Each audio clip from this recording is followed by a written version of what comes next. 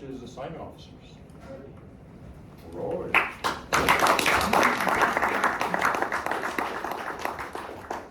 Does Nick have capability to talk? Nick does have capability to talk. Mute. Chime in whenever you want. All right, so good morning, everybody. Nick Wernicke, CS Senior AO account. Nick Wright is on the line as well. Nick, anything to chime in with real quick? Hey, good morning, everybody. Now, I'll just kind of listen. I'll let you give the AO point live, and then, if there's anything I need to kick in, I certainly will towards the end of your little presentation. Thanks. Sounds good. All right, so as everybody knows, today is the official kickoff of AY23 transfer season. Lists are published. For senior account specific, I'm going to talk about that one because there are a lot of initiatives, like Master Chief Swenson was saying. Banded billets. Right now, it's going to be the opportunity for our E8s to compete for E7 jobs. Our E7s will be able to compete for E8 jobs. They're interchangeable, okay? What that does, it offers up geographic stability, okay? But beware, you're going to be competing for the jobs. There is no preference because you're an E8 for a job. Everybody's on the same playing field per M1000.8 assignments manual, okay? With that, check with your people, get with your people. A special needs program. If you have not validated that stuff or your members have not, have them start talking to their FRS immediately. Get that ball rolling for the assignments, look at the lists. Everything is due November 3rd, okay? You have plenty of time to check with your FRS and pre-validate some of your assignments. Colos, put notes, who the colo's with, their assignment officer, things of that nature, so that we know we can work with them to try and make everything work. What else am I missing? Nick, what else am I missing? No, I think you're covering it there. We were just talking about how CG1 kind of fumbled the football a little bit when it comes to getting that banded interchangeable billet signed, and we had to get that re-racked to get it how you just described it. So Okay. me and Stratus were talking about that here. So we had a meeting on Thursday. They were just buttoning up a couple things on that message, so hopefully it comes through soon. What that means is that every E8 I'm going to be calling and talking to because you do not advance out of pay grades anymore. You are able to stay and complete a full tour. Advancements are still going to work the same. We have 32 senior chiefs. That's how many we will always remain and have. So right now I'm just going to open up for questions you all have. No. Morning, Jim. Yeah, so I'm just on making E8. So I've purposely kind of right now I'm trying to not make E8, not make senior chief, because I do intend to do my full tour here. But are you saying now that if I advance E8 that I'd be able to remain here? Correct. Yep. You will not advance out. So, for instance, members right now we have who literally just reported this summer, now above the cut for E8. They will be able to stay and complete their full tour. So for future outlook for the seniors, MCAT, they look at your record. So if you want that cushy job, say at Air Station Clearwater, think about what that's going to do for your record down the road when you're competing for Master Chief. High impact jobs are going to get you that extra star. That's how it is. May I ask one more question? Yep. Does that transfer over to like advanced ed and opportunities like that as well? Would that be open? That's for a you great or- question. I'll have to ask Master Chief. So, I'm sorry, what was the question? as far as I know, as being a participant in that, if you were to advance in it, you would be fine. But for the selection process, no. It would be the Selection. E5 to E7. There you go. Yeah, you can do. Okay. Yeah. So no, it's not going to. That's pay grade specific, not banded job specific. Yep. So, one last plug then, EIPDRs. How many of you have requested to view your EIPDR? Check them, please. Just sat on a board and there was a bunch of members who had 2 pieces of paper in there. How is that possible? Check your junior members, have them request it. That record is everything when going up for boards, panels, any job, anything. That's what they look at. We can only go by matter of record. Okay. This year, we're also doing the AP panel review. So if you have any suggestions, AP bumps, things of that nature you'd like to see through, send it on over. We'll run it to ground, we'll bring it to the panel and have them decide. With special needs and FRS, once you're assigned a category in your FRS, are they automatically reaching out to the EOs to coordinate that, or is there anything on the member to have to reach out to the EOs to coordinate what that code is? So great question. So for FRS, obviously there's a list of pre-vetted type of deal based on category.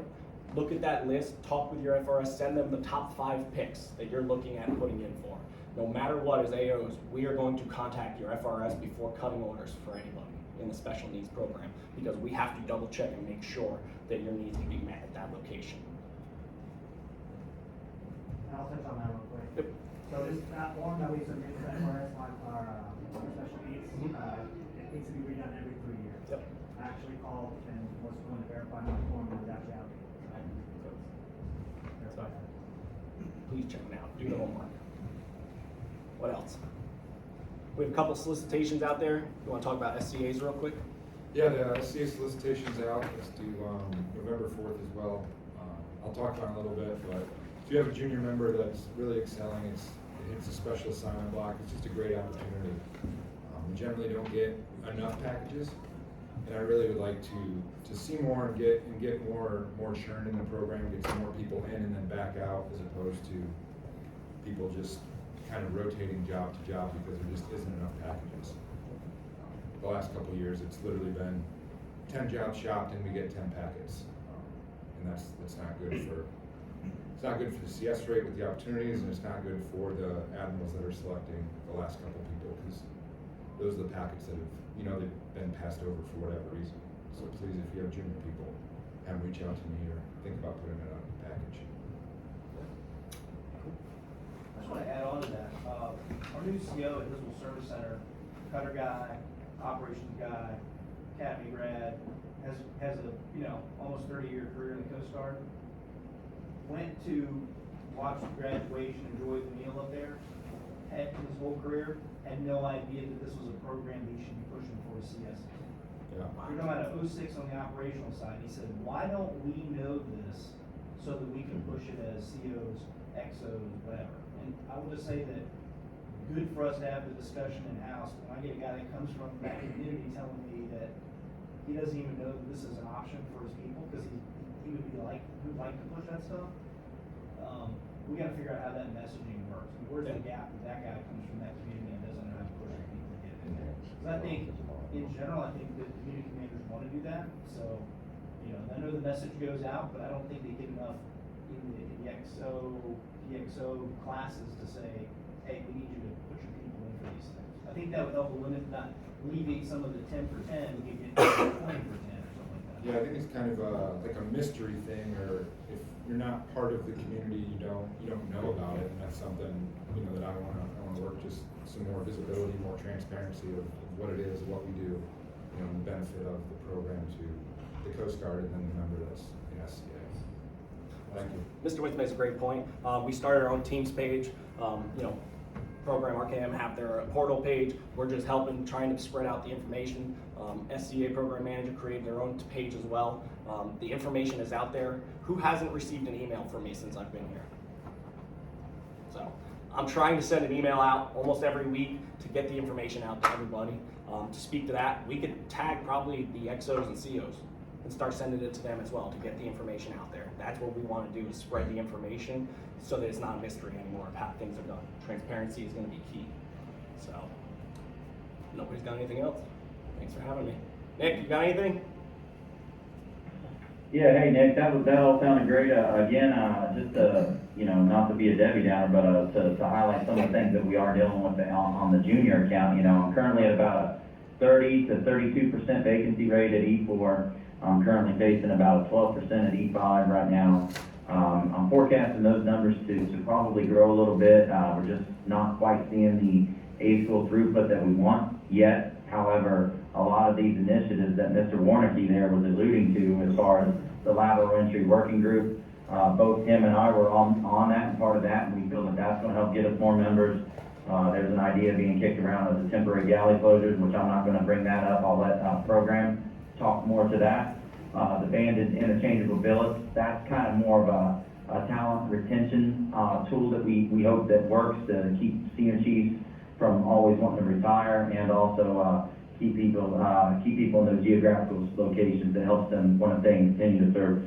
So those are, and then obviously all the recruiting efforts taking place around the country from the SCAs are going to be doing, be more involved with that, but also I know here at program assignment officers, everybody's been contributing to try and chip away at these, this shortage that we're dealing with. So we're all working hard. I am excited for the future. I think Master Chief Flinton alluded to that. I'm pretty optimistic and excited for where we're going, but we still got a long ways to go, and it's going to take all of us in this room, everybody digitally in your room. It's going to take all of our efforts, honestly, to get our rating back to a condition of, I guess, from a staffing model where we're somewhat healthy and can manage all the positions that we have to fill without hurting our people anymore and making them get burnt out and want to separate from service. So other than that, I don't have anything else. That was pretty good bit there. Obviously, you know, we're always here. Tell your members we're always available for them, and obviously the senior enlisted folks, if you have any assignment questions, don't ever hesitate to reach out to us as well. You know that. Thank you. Thanks, everybody. Appreciate it.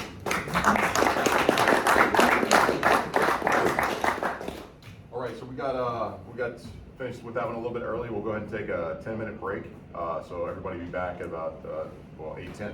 So.